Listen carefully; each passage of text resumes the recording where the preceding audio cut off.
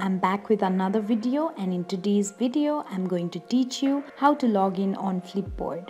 For that, first of all, open up your Flipboard app on your phone. After you open up your app, there you can see the option of sign in with email.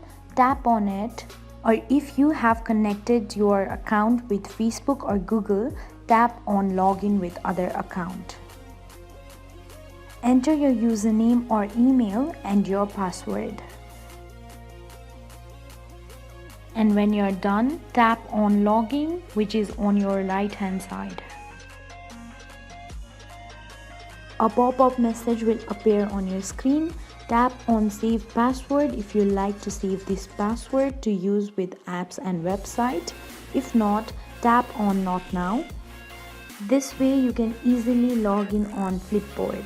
Thank you for watching. If you like the video, please hit the like button. If you want to see more tutorial videos, hit the subscribe button.